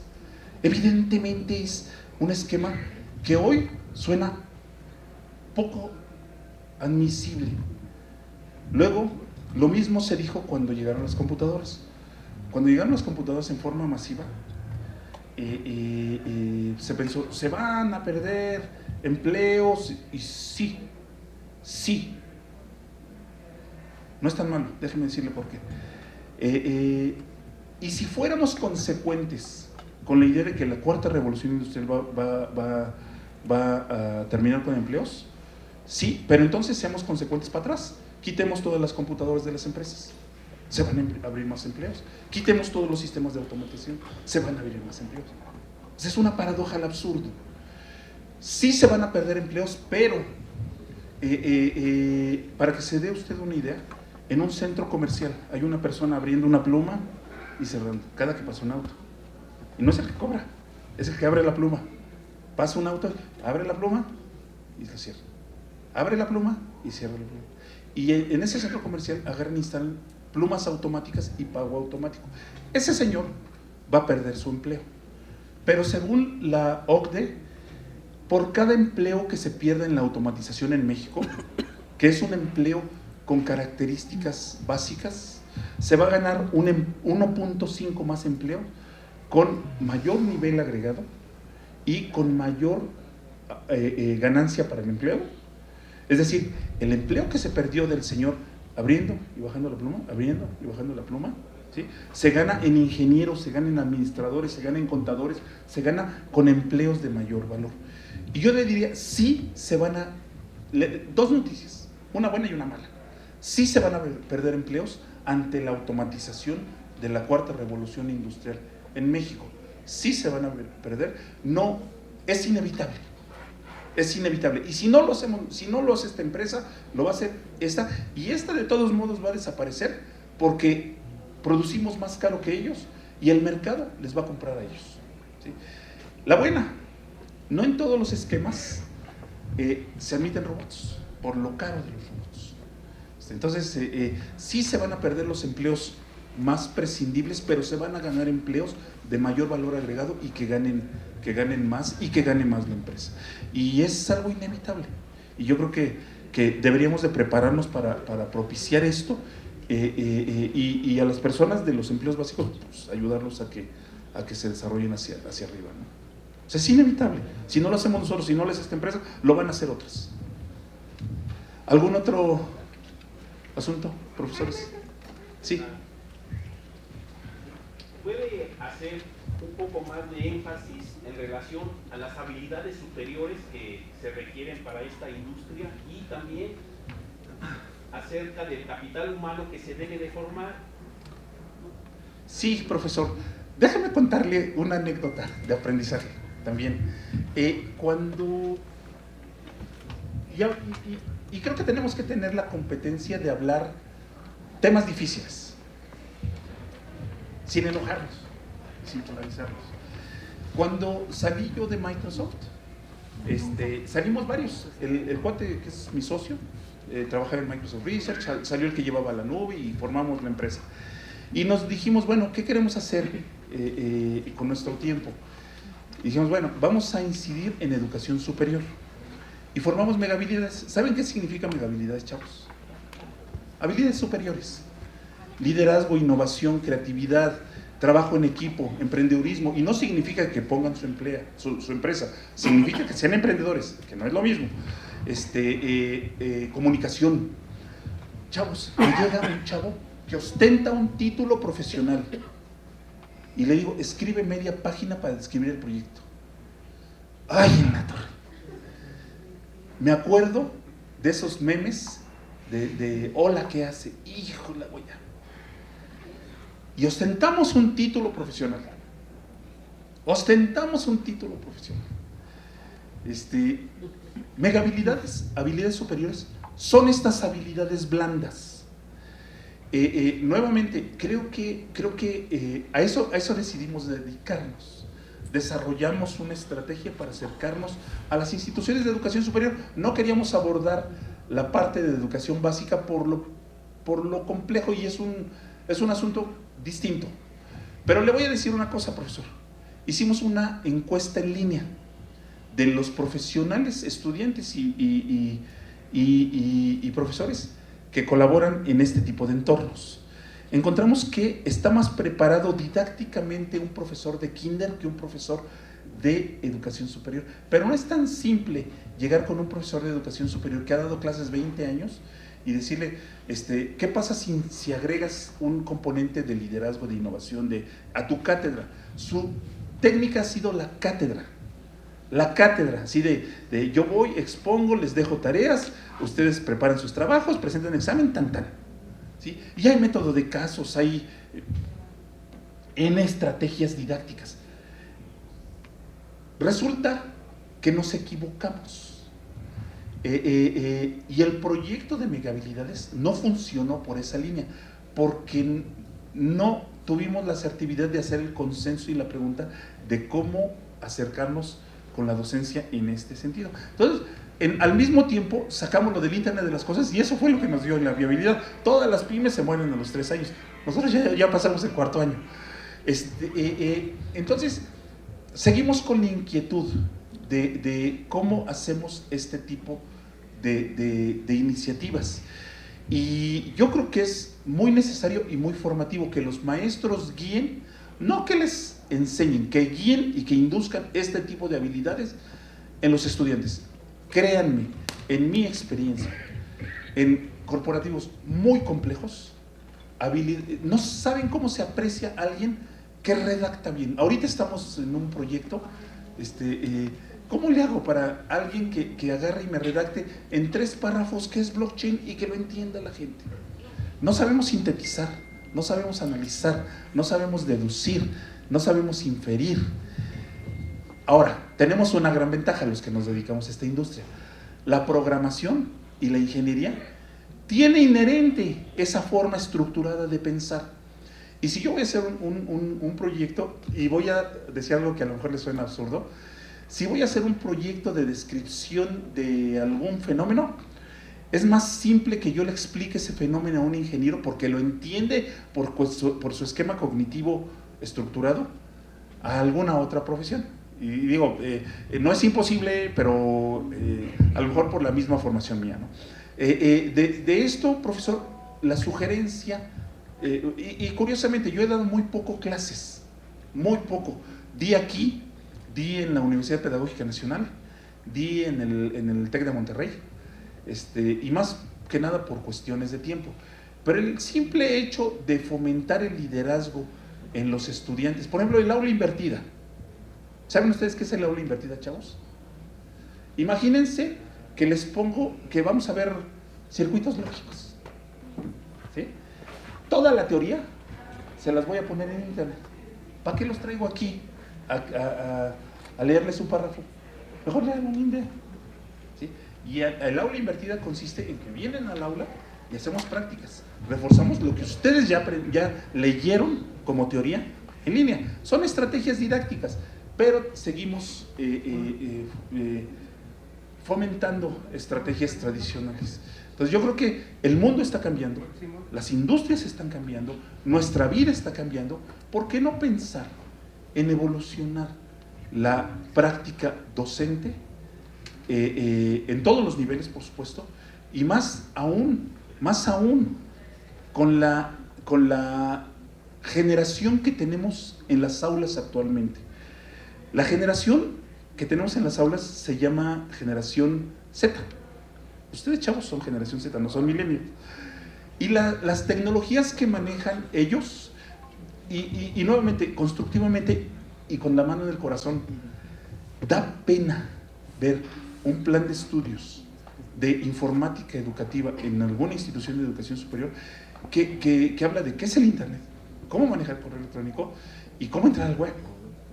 O sea, mis chavos desde 4 años lo manejan así, ¿sí? Y estos chavos están en Pinterest, están en Instagram, están en Facebook, y poco incorporamos esas herramientas en términos didácticos, porque nos dan 2 vueltas. Pero el asunto no es ver quién sabe más cómo usar cada característica, sino motivarlos a estructurar proyectos de aprendizaje basado en casos, aprendizaje basado en ejemplos, aprendizaje basado en etcétera, etcétera, etcétera, ¿no?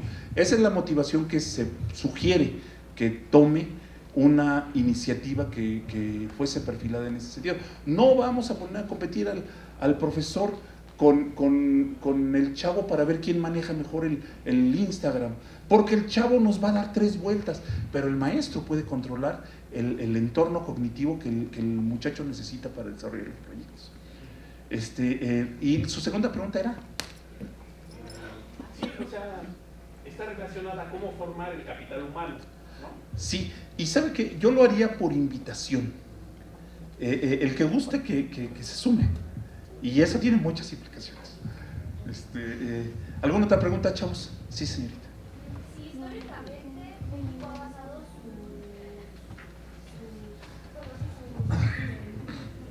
producto la industria 4.0 sería una oportunidad o una... Yo creo que es una oportunidad. Yo creo que es una oportunidad. Si nos ponemos las pilas, creo que podemos hacer muy eficientes las empresas en México, pero debemos tener las competencias para acercarnos con un cliente con un discurso de industria 4.0. Ojalá que sepamos incorporarlo, si no, los espacios que hemos venido ganando, inclusive en la maquila, los vamos a perder porque otra nación lo va a hacer más eficiente, porque incorporó esas tecnologías. Entonces yo creo que es una gran oportunidad que tenemos. ¿Alguna otra pregunta, chavos? Sí, caballero. Perdón, yo creo que sigue quedando muy ambiguo la razón o la propuesta para la educación superior de qué hacer frente a estas industrias. Yo creo que parte de la educación 4.0 ya está activa en todas partes, ¿no? Sí.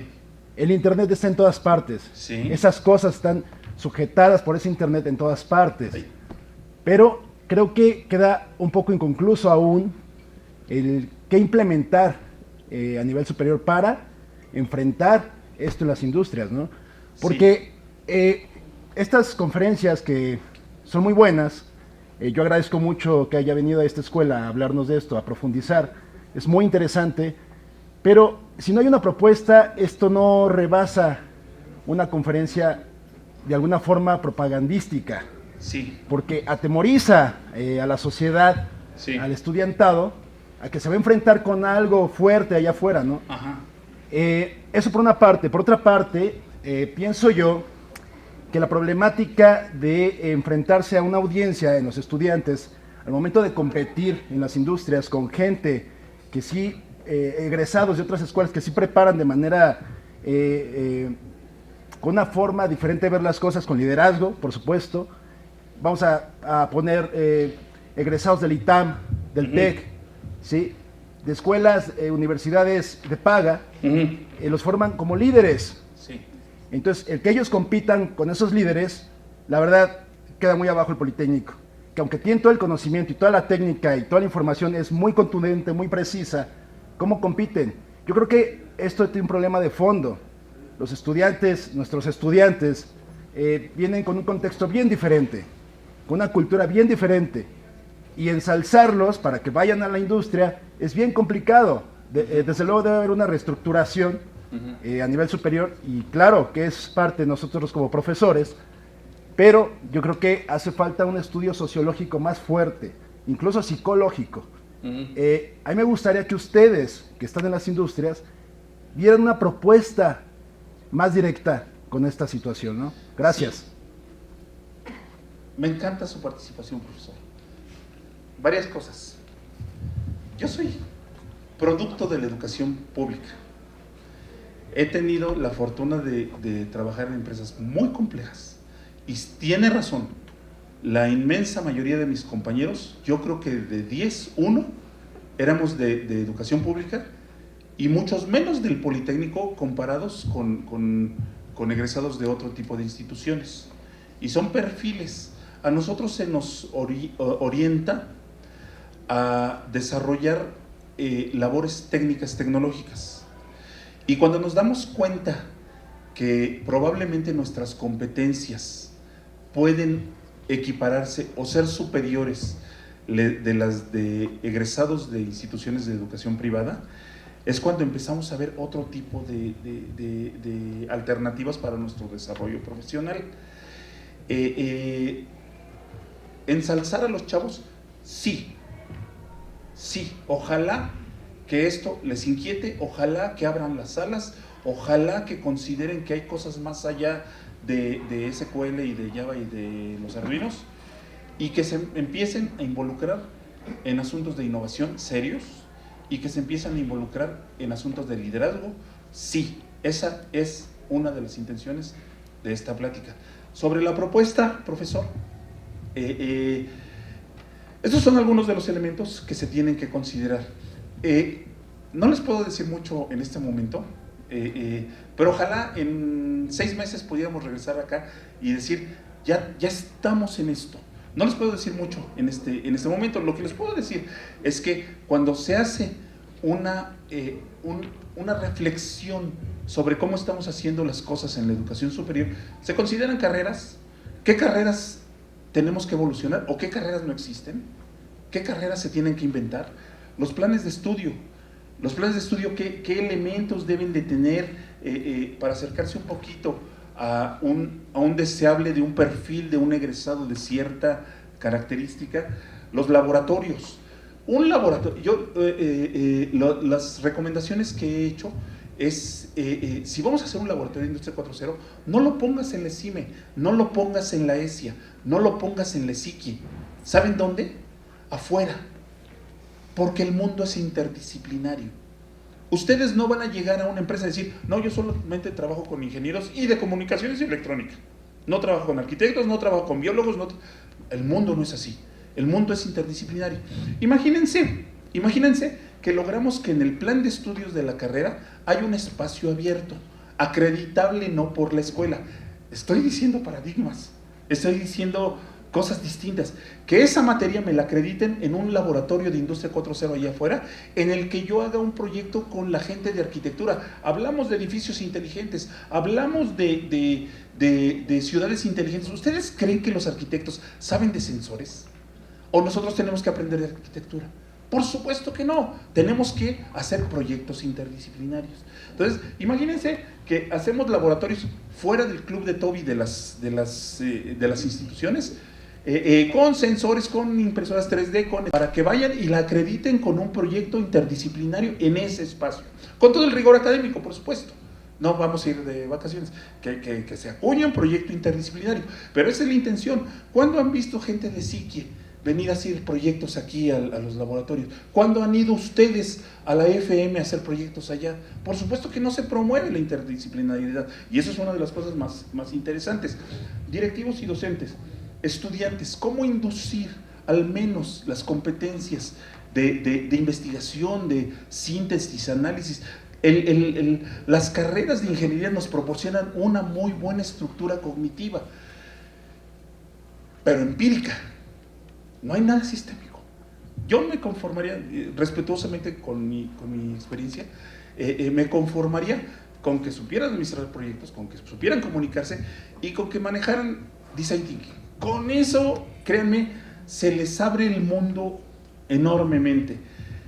Las habilidades superiores y la vinculación productiva. Necesitamos estar preparados para poder ir a argumentar y presentar un proyecto en forma integral a la empresa que fabrica hules ahí enfrente, y acuñar un proyecto de ese tipo. Si me lo permite, profesor, con mucho gusto le mandamos este documento. Este documento es mucho más amplio de lo que le pudiera yo narrar en 2 horas, y estamos preparando la segunda versión, y ojalá, no les puedo decir mucho, ojalá en 6 meses podamos regresar con ustedes y decirles, ya estamos haciendo esto mucho más cerca de lo que podríamos imaginarnos. ¿Alguna otra pregunta, chavos, profesores? ¿Dudas? Ojalá que ganen los carneros.